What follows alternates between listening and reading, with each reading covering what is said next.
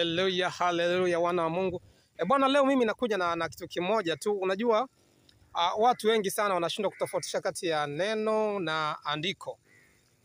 Wapo watu wengi sana ambao sasa hivi wanajua maandiko ila hawajui neno. Sisi tunaelewana hapo. Bwana Yesu asifiwe sana. Na ndio maana unaweza kukutana na mtu ambaye amesoma theolojia alafu anakuambia kwamba mie najua Biblia mie kuanzia mwanzo mpaka mwisho, huwezi kuniambia kitu. Maana kemle mimi naweza nikapitia mstari wote kuanzia wa kwanza, mimi nakuelezea kuanzia mwanzo mpaka Ufunuo. Ni kweli unajua maandiko kutoka mwanzo mpaka Ufunuo, lakini bado hujalijua neno la Mungu.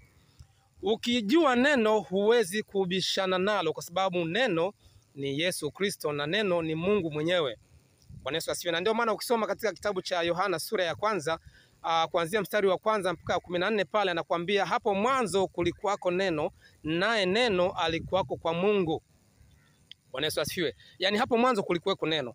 Sasa wewe ambaye unabishana tena unaanza kukosoa Biblia, maana yake ni kwamba hujaelewa maana ya neno, bali wewe unayaelewa maandiko.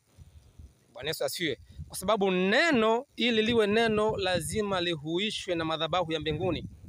Ni lazima liunganishwe na madhabahu ya mbinguni, ni lazima liunganishwe na Yesu Kristo. Lakini andiko kama andiko linaweza likawa tu kama andiko kalisoma kama jinsi lilivyo, likawa halijapakwa mafuta. Yaani wewe ndio ambaye unaweza kulipaka mafuta na kulihuisha. Na ndio maana wenzetu wa elimu nyingine wanao uwezo wa kutumia maandiko wakapata kile ambacho wanakitaka. Wanayahuisha hayo maandiko, wanayafanya yawe neno. Bwana Yesu asifiwe.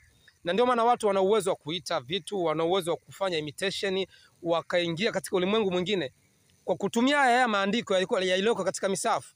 Kwa hiyo wewe ambaye una criticize Biblia, ambaye unakosoa Biblia, hujajua maana ya neno. Ukishamjua Yesu Kristo huwezi kubishana na Biblia, wala huwezi kuicriticize, wala huwezi kuikosoa. Bwana Yesu asifiwe. Kwa hiyo mtu wa Mungu, kuwa makini sana. Kuna tofauti kati ya neno na andiko. Andiko haliwezi kukupa chochote, lakini neno lina uwezo wa kukupa chochote unachokitaka katika ulimwengu huu, ukiliunganisha na madhabahu ya mbinguni, ukiliunganisha na uwezo wa kimungu. Shalom. Bwana Yesu asifiwe sana.